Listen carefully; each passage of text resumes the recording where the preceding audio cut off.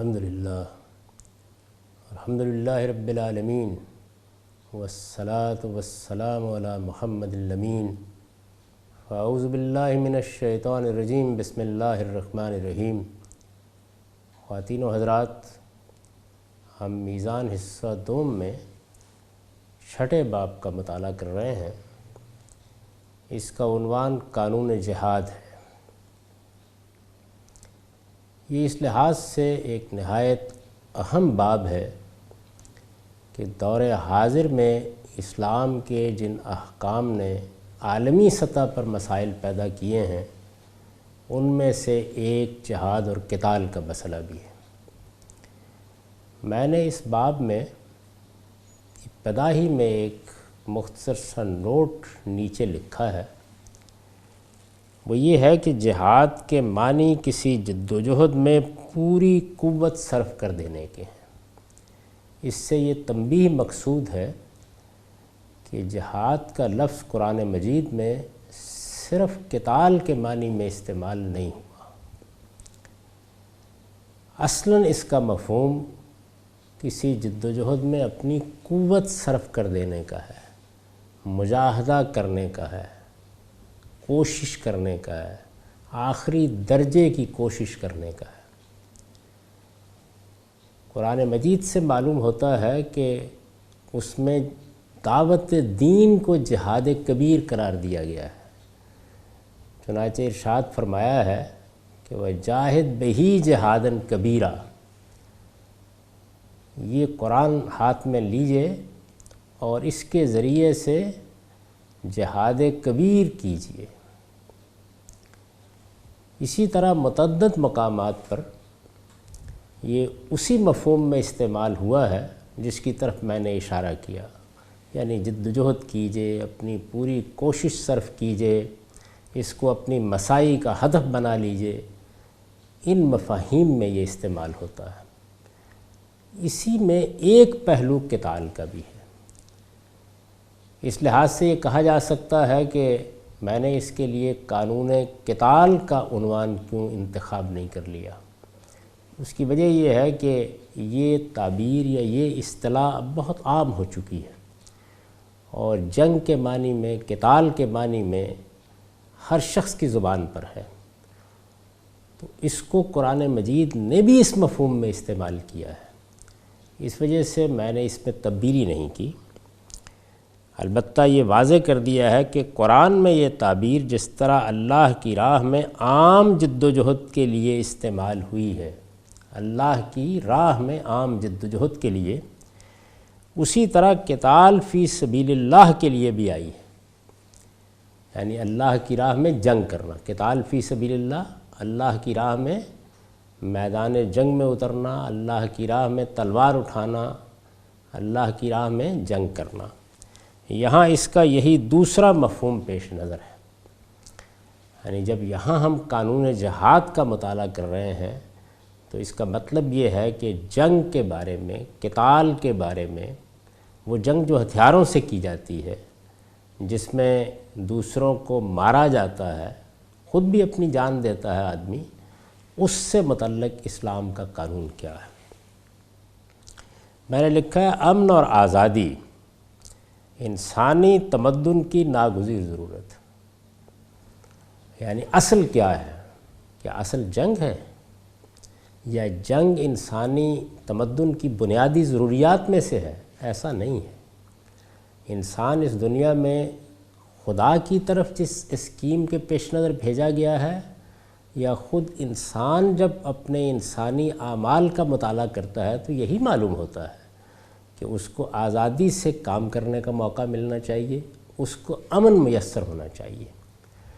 دنیا میں جو کچھ بھی اب تک انسان کا تجربہ سامنے آیا ہے، اس سے بھی یہی بات واضح ہوئی ہے کہ اگر آزادی ہو تو انسان کی صلاحیتیں نمایاں ہوتی ہیں، اس کے جوہر کھلتے ہیں، اور اللہ تعالیٰ نے اس کی فطرت میں جو علوم بدیت کیے ہیں ان کا ظہور ہوتا ہے۔ اسی طرح امن کے حالات ہوں تو معاشرے میں معاشی سرگرمیاں ہوتی ہیں، لوگوں کے لیے رزق کے مواقع پیدا ہوتے ہیں، تہذیب اور تمدن کے لیے آگے بڑھنے کا موقع ہوتا ہے۔ اسی کو دینی لحاظ سے دیکھیے تو اگر آزادی ہے تو جو نقطہ نظر میں چاہوں گا اختیار کروں گا، اس کے مطابق جس طرح چاہوں گا عمل کروں گا، اور یہی اللہ تعالیٰ اپنی اسکیم کے تحت چاہتے ہیں۔ چنانچہ انہوں نے یہ فرمایا ہے کہ میں اس پر قدرت رکھتا تھا، میں انسانوں کا خالق ہوں کہ ان کو میں ایک ہی دین پر پیدا کر دیتا، یا وہ اگر انحراف کرتے تو ان کو بالجبر انحراف سے روک دیتا، لیکن میں نے ایسا نہیں کیا۔ چنانچہ اعلان کیا ہے کہ لا اکراہ فی الدین، دین کے معاملے میں نے کوئی جبر روا نہیں رکھا، البتہ یہ طریقہ اختیار کیا ہے کہ قد تبین الرشد من الغی، کہ ہدایت کو گمراہی سے بالکل الگ کر دیا ہے۔ اور جب ہدایت اور گمراہی بالکل نمایاں ہو کر سامنے آ گئی ہے تو اس کے بعد یہ ضروری ہے کہ انسان کو وہ آزادی حاصل ہو کہ وہ ان میں سے جس راستے کا چاہے انتخاب کرے۔ اسی آزادی کو اس طرح بھی تعبیر کیا ہے کہ اما شاکرم و اما کفورا، انسان کے لیے دنیا میں دونوں راستے کھلے ہوئے ہیں، وہ چاہے تو اپنے پروردگار کا شکر گزار بندہ بن کر رہے، اور چاہے تو وہ اپنے پروردگار کی ناشکری کا رویہ اختیار کر لے۔ اور اسی کو اس طرح واضح کیا ہے کہ ہدیناہ السبیل، اور اسی کو اس طرح واضح کیا ہے کہ ہدیناہ النجدین، دونوں راستے کھول دیے ہیں، راستہ واضح کر دیا ہے، انتخاب انسان کے پاس ہے۔ اس انتخاب کے لیے بھی یہ ضروری ہے کہ انسان کو امن میسر ہو، کیونکہ اسی میں زندگی کی وہ تمام سرگرمیاں وجود میں آئیں گی جس سے یہ اندازہ ہوگا کہ انسان نے کیا رائے اختیار کی، کیا رویے اپنائے، اور وہ یہاں کیا کاشت کر کے اس کا حاصل لینے کے لیے اپنے پروردگار کے حضور میں حاضر ہوا ہے۔ امن اور آزادی انسانی تمدن کی ناگزیر ضرورت ہے، یعنی اس کا مطلب یہ ہے کہ مجھے، آپ کو، ہر شخص کو اس کی پوری کوشش کرنی ہے کہ دنیا میں امن رہے، انسان کی آزادی پر کوئی قدغن نہ ہو، لیکن ایسا ہوتا نہیں۔ انسان کے اندر ہی وہ چیز موجود ہے اور فطرت ہی میں ودیت کر دی گئی ہے کہ جس سے فساد اور سرکشی وجود میں آ جاتی ہے۔ یہ اسی آزادی کا ثمرہ ہے، یعنی جب آزادی دی گئی ہے کہ وہ جس راستے کا چاہے انتخاب کر لے، اور پھر اس کے لیے راہیں بھی کھول دی گئی ہیں اور اس کو دنیا میں اقتدار بھی دے دیا گیا ہے، تو اس کے نتیجے میں فساد پیدا ہو جاتا ہے۔ اسی اندیشے کا ذکر کیا تھا فرشتوں نے، میں آگے جا کر اس کی وضاحت کروں گا۔ امن اور آزادی انسانی تمدن کی ناگزیر ضرورت ہے، فرد کی سرکشی سے اس کی حفاظت کے لیے تادیب اور سزائیں ہیں۔ انسانی جان، انسانی مال اور انسانی آبرو کو حرمت حاصل ہے۔ اللہ تعالیٰ ہرگز یہ اجازت نہیں دیتے کہ کوئی فرد، کوئی معاشرہ، کوئی نظم اجتماعی، کوئی ریاست انسان کی جان، مال یا آبرو کے خلاف ادنیٰ تعدی بھی کرے۔ اس کا حق کسی کو حاصل نہیں ہے۔ یہ جو اقوام متحدہ کا انسانی حقوق کا منشور ہے، وہ اصل میں اسی بنیادی اصول سے وجود پذیر ہوا ہے۔ اللہ تعالیٰ نے یہ حرمت عطا کر کے انسان کو اس دنیا میں بھیجا ہے۔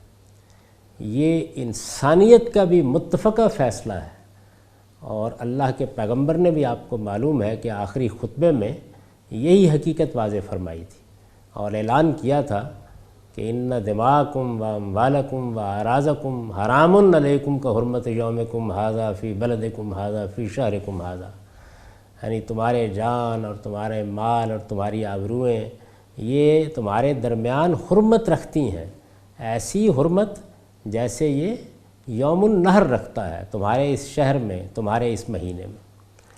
اس حرمت کو اسی وقت پامال کرنے کی اجازت حاصل ہوتی ہے جب کوئی فرد خود ان میں سے کسی چیز کے خلاف کوئی اقدام کر ڈالتا ہے، یعنی یا جان کے خلاف، یا مال کے خلاف، یا آبرو کے خلاف۔ اس کو سرکشی سے تعبیر کیا جاتا ہے، یعنی انسان نے کیا کیا؟ بجائے اس کے کہ وہ امن اور آزادی کے ساتھ خود بھی زندگی بسر کرتا اور دوسروں کو بھی بسر کرنے دیتا، اس نے سرکش ہو کر دوسروں کی آزادی کو، دوسروں کے امن کو خراب کرنا چاہا ہے۔ یہ چیز جب پیدا ہوتی ہے تو پھر یہ ضرورت، انسانی تمدن کی ضرورت بن جاتی ہے کہ تادیب اور سزا کا طریقہ اختیار کیا جائے۔ اس پر پوری دنیا کا اجماع ہے۔ انسان کے اخلاقی شعور نے ہمیشہ وہ نظم قائم کرنے کی کوشش کی ہے جس میں اس سرکشی سے امن اور آزادی کی حفاظت کی جا سکے۔ سرکشی سے امن اور آزادی کی حفاظت ہی کے لیے ریاست کا نظم قبول کیا گیا ہے، ورنہ انسان کیوں چاہے گا کہ کچھ لوگ اس کے اوپر حکمران بن کے بیٹھ جائیں اور پولیس کا ایک نظام قائم ہو اور پکڑ دھکڑ کرنے کے لیے لوگ آ سکتے ہوں۔ یہ اسی لیے گوارا کیا گیا کہ انسان کو امن اور آزادی کی حفاظت کرنی ہے، اور پھر اسی سے عدالت اور قانون کا تصور پیدا ہوا، اور یہ بحث پیدا ہوئی کہ ریاست کے یا نظم اجتماعی کے کیا اختیارات ہیں۔ تادیب اور سزائیں انسان نے بھی اختیار کیں، اور اللہ تعالیٰ نے جب اپنی شریعت یا اپنا قانون دیا تو اس میں بھی کچھ جرائم کے لیے سزائیں مقرر کی گئیں، ہم ان کا مطالعہ کر چکے ہیں۔ فرد کی سرکشی سے اس کی حفاظت کے لیے تادیب اور سزائیں ہیں، لیکن قومیں شوریدہ سر ہو جائیں، یعنی قوموں کو جنون لاحق ہو جائے، قوموں پر دیوانگی کا دورہ پڑ جائے، وہ سرکشی اختیار کر لے۔ فرد کی سرکشی کس طرح ہوتی ہے؟ یعنی کسی معاشرے میں، کسی منظم ریاست میں، کسی نظم اجتماعی میں ایک فرد کسی کو قتل کر دیتا ہے، کسی کا مال چرا لیتا ہے، کسی کی آبرو پر حملہ آور ہو جاتا ہے، تو اس کے لیے قانون میں سزائیں مقرر کی جاتی ہیں۔ ان سے مقصود یہ ہوتا ہے کہ دوسروں کو عبرت ہو، اس شخص کی تادیب ہو۔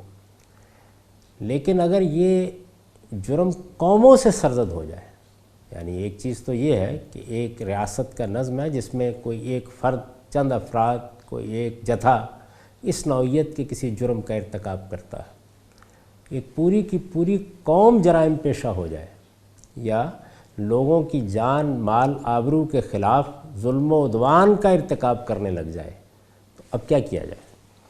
لیکن اگر قومیں شوریدہ سر ہو جائیں تو ہر شخص جانتا ہے کہ ان کے خلاف تلوار اٹھانے کے سوا کوئی چارہ نہیں ہوتا، یعنی پھر اس کے سوا کوئی چارہ نہیں ہوتا کہ جس طریقے سے ایک قوم نے سرکشی اختیار کر کے امن اور آزادی کو خطرے میں ڈال دیا ہے، خواہ اس نے اپنے ہاں اس امن اور آزادی کو خطرے میں ڈال دیا ہو یا کسی دوسری قوم کے خلاف کوئی اقدام کیا ہو، دونوں صورتوں میں انسان کا اجتماعی ضمیر بھی اس بات کو مانتا ہے اور خدا کا قانون بھی اس کو مانتا ہے کہ اب کوئی چارہ نہیں رہا کہ اس قوم کی سرکشی کا علاج کیا جائے۔ نصیحت اور تلقین جب تک کارگر ہو، تلوار اٹھانے کو کوئی شخص بھی جائز قرار نہ دے گا۔ یعنی ایسا نہیں ہوتا کہ پہلے ہی مرحلے میں ہم کو حق حاصل ہو جاتا ہے۔ اس وقت بھی دنیا میں جو نظم قائم کیا گیا ہے اقوام متحدہ کے تحت، اس میں حکمران آگے بڑھتے ہیں، اجتماعی ادارے آگے بڑھتے ہیں اور سمجھانے کی کوشش کی جاتی ہے۔ یہ سمجھانے کی کوشش کتنی ہونی چاہیے، کہاں تک ہونی چاہیے، میں بھی یہی کہوں گا، اور ہر وہ شخص کے جس کو امن اور آزادی عزیز ہے وہ یہی کہے گا کہ آخری حد تک ہونی چاہیے۔ نصیحت اور تلقین جب تک کارگر ہو، تلوار اٹھانے کو کوئی شخص بھی جائز قرار نہ دے گا، مگر جب کسی قوم کی سرکشی اور شوریدہ سری اس حد تک پہنچ جائے کہ اسے نصیحت اور تلقین سے صحیح راستے پر لانا ممکن نہ رہے، یعنی سمجھانے کی کوشش کی گئی، ہمسایوں نے بھی کی، ارد گرد کے ممالک نے بھی کی، دنیا کی قوموں نے بھی کی، لیکن کوئی نتیجہ نہیں نکلا۔ ایک قوم، اس کی قیادت، سب سرکشی پر آمادہ ہے۔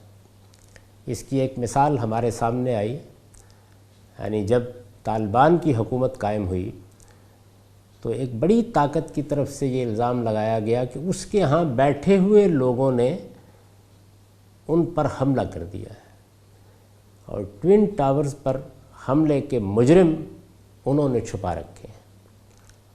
اب میں اس پر اس وقت گفتگو نہیں کر رہا کہ یہ الزام درست تھا یا یہ الزام غلط تھا، لیکن اس نوعیت کی سرکشی، اس نوعیت کی شورید سری، اس نوعیت کی دیوانگی کا اگر ظہور ہو گیا ہے تو پھر یہی ہونا چاہیے کہ پہلے مرحلے میں یہ کوشش کی جائے کہ وہ لوگ اس سے باز آ جائیں، اپنے جرم کا اعتراف کر لیں، سزا بھگتنے کے لیے تیار ہو جائیں۔ اگر انہوں نے جرم نہیں کیا ہے تو کسی عدالت میں قوموں کے سامنے، دنیا کے سامنے آ کر اپنے آپ کو بے گناہ ثابت کریں۔ لیکن اگر یہ چیز کارگر نہ ہو، ہر کوشش ناکام ہو جائے، تو پھر دنیا بھی اجازت دیتی ہے، اس وقت کی دنیا بھی، اس وقت کی دنیا جو عالمی سطح پر جنگوں سے مضطرب ہو کر ایک بڑا ادارہ بنا چکی ہے، جو کم و بیش نیم عالمی حکومت کا کردار ادا کرتا ہے، وہ بھی اجازت دیتی ہے کہ پھر آپ تلوار اٹھا سکتے ہیں۔ اسے نصیحت اور تلقین سے صحیح راستے پر لانا ممکن نہ رہے تو انسان کا حق ہے کہ اس کے خلاف تلوار اٹھائے، اور اس وقت تک اٹھائے رکھے جب تک امن اور آزادی کی فضا دنیا میں بحال نہ ہو جائے۔ یعنی اصل چیز کیا ہے؟ وہی جس سے اس تحریر کی ابتدا ہوئی تھی کہ امن اور آزادی انسانی تمدن کی ناگزیر ضرورت ہے۔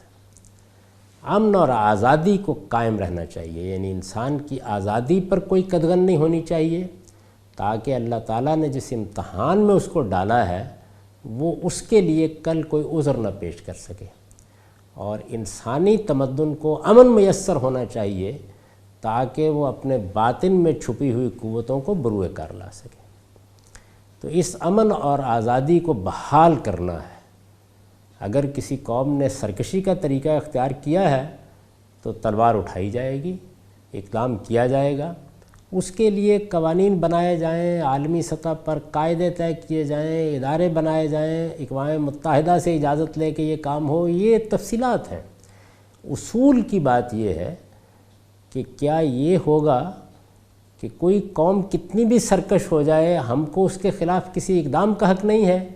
تو اس کا مطلب یہ ہے کہ سرکشی کو گوارا کر لیا جائے لیکن جنگ کو گوارا نہ کیا جائے۔ اس کو دنیا کے ضمیر نے کبھی تسلیم نہیں کیا، اس کو خدا کا دین بھی تسلیم نہیں کرتا۔ یعنی اگر سرکشی ہے تو سرکشی اگر کسی قوم کے نظم اجتماعی کے اندر فرد کی طرف سے یا چند افراد کی طرف سے ہوئی ہے تو عدالتیں سرکوبی کے لیے موجود ہیں، لیکن یہی سرکشی اگر کسی قوم کی طرف سے ہوئی ہے تو پھر جنگ ہوگی، پھر تلوار اٹھائی جائے گی۔ تلقین اور نصیحت اگر کارگر ہے تو بہت اچھی بات ہے، لیکن اگر وہ کارگر نہیں ہوئی اور بار بار کی کوشش کے باوجود کارگر نہیں ہوئی تو سرکشی کی سزا اس قوم کو دی جائے گی۔ میں عرض کیا ہے کہ یہ تلوار اس وقت تک اٹھائی رکھی جائے گی جب تک امن اور آزادی کی فضا دنیا میں بحال نہ ہو جائے۔ قرآن کا ارشاد ہے کہ تلوار اٹھانے کی یہ اجازت اگر نہ دی جاتی، یعنی وہی بات جس طرح کہ میں نے عرض کیا ہے کہ اگر انسانی ضمیر بھی یہ فیصلہ کرتا اور خدا کے دین میں بھی یہی ہوتا کہ نہیں جنگ کسی حال میں نہیں ہونی، تو پھر کیا نتیجہ نکلتا ہے؟ اس کو قرآن نے بیان کیا ہے۔ قرآن کا ارشاد ہے کہ تلوار اٹھانے کی یہ اجازت اگر نہ دی جاتی تو قوموں کی سرکشی اس انتہا کو پہنچ جاتی کہ تمدن کی بربادی کا تو کیا ذکر، معبد تک ویران کر دیے جاتے ہیں، یعنی خدا کی عبادت کی جگہیں، مسجدیں، مندر، گرجے، کلیسا، ظاہر ہے کہ یہ جگہیں کوئی سیاسی جد و جہد کی جگہ نہیں ہیں، یہ اللہ کی عبادت کی جگہ ہیں۔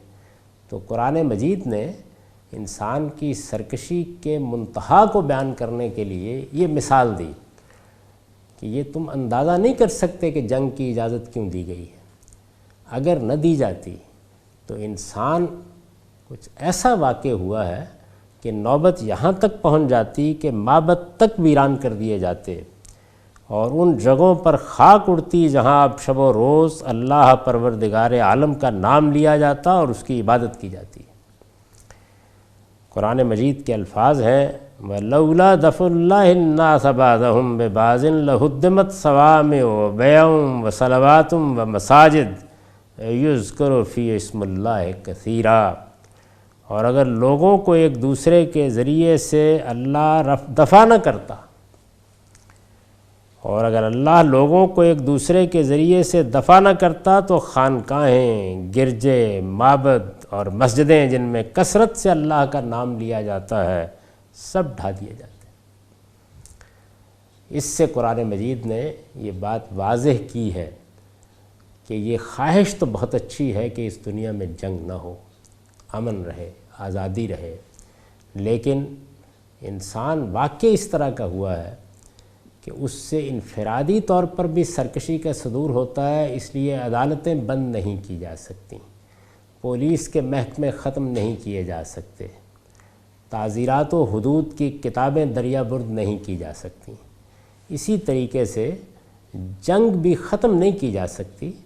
ہم اس کے لیے قاعدے بنا سکتے، ضابطے بنا سکتے، لیکن یہ کہ ہم جنگ کسی حال میں بھی نہیں کریں گے یہ نہیں ہو سکتا. اگر ایسا ہو جائے گا تو پھر جنگ ہوگی. تو یہ قرآن مجید نے اس کی وجہ بیان کی ہے کہ اللہ نے جنگ کی اجازت کیوں دی ہے. اس میں انسانوں کو مرنا ہے، انسانوں کو مارنا ہے. اس لیے یہ کوئی معمولی مسئلہ نہیں ہے. اس کی اجازت اس امن کے لیے، اس آزادی کے لیے، اس کی حفاظت کے لیے دی گئی ہے. یہ جہاد و قتال ہے. یعنی میں نے ابتدا ہی میں یہ واضح کر دیا ہے کہ جس مقصد کے لیے انسان کا ضمیر عالمی سطح پر جنگ کو جائز رکھتا ہے، اللہ نے بھی جنگ کو اسی مقصد سے مشروع کیا ہے. یہ جہاد و قتال ہے. لیکن اس کا حکم قرآن میں 2 صورتوں کے لیے آیا ہے. وہ 2 صورتیں کیا ہیں؟ ایک ظلم و عدوان کے خلاف، اسی کی میں نے اوپر وضاحت کر دی. یہ لیکن حرف استدراک ہے. کیوں لکھا گیا ہے؟ اس لیے کہ جو تمہید میں وجہ بیان کی گئی ہے اس کے تحت تو ایک ہی صورت آتی ہے، اور وہ صورت ہے ظلم و عدوان کے خلاف. قرآن مجید میں جنگ کی 2 صورتیں بیان ہوئی ہیں، لیکن اس کا حکم قرآن میں 2 صورتوں کے لیے آیا ہے. ایک ظلم و عدوان کے خلاف، دوسرے اتمام حجت کے بعد منکرین حق کے خلاف. یعنی ایک صورت جنگ کی یہ ہے کہ ظلم کو مٹانے کے لیے، عدوان کو مٹانے کے لیے، سرکشی کو ختم کرنے کے لیے جنگ کی جائے، اور دوسری صورت قرآن مجید میں منکرین حق کے خلاف جنگ ہے جو اتمام حجت کے بعد کی جاتی ہے. اصل میں یہ جو دوسری صورت ہے اسی سے متعلق آیات شدید غلط فہمیوں کا باعث ہوئی ہیں. یہ آیات کیا ہیں، ان کا صحیح مفہوم کیا ہے، اتمام حجت کے بعد منکرین حق کے خلاف جنگ کیسے ہوتی ہے، یہ تفصیلات تو ابھی زیر بحث آئیں گی. لیکن یہ کتنی بڑی غلط فہمیوں کا باعث ہوئی ہیں اس کا اندازہ اس سے کر لیجئے کہ ہماری فکر میں یہ تصور کہ مسلمان کفر کے خلاف جنگ کرتے رہیں گے قیامت تک، یعنی کفر کو مٹانے کے لیے.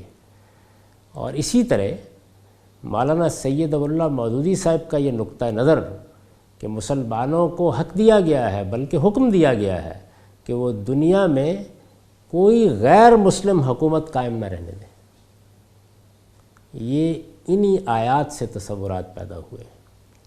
اور اس وقت بھی جس دہشت گردی کو ہم جہاد کے نام پر برپا دیکھ رہے ہیں، جس کے لیے مختلف تنظیمیں وجود میں آئی ہیں، یہاں تک کہ جب اب میں یہ پڑھا رہا ہوں تو اس وقت اسی مقام سے اٹھ کر ایک دولت اسلامیہ یا عمارت اسلامیہ بھی وجود میں آ گئی ہے، اور اس نے انہی آیات سے استدلال کر کے اپنا لائے عمل بنایا ہے، اندازہ کیا جا سکتا ہے کہ یہ کتنا اہم موضوع ہے اور اس کا کس دقت نظر کے ساتھ جائزہ بھی لیا جانا چاہیے اور مطالعہ بھی ہونا چاہیے۔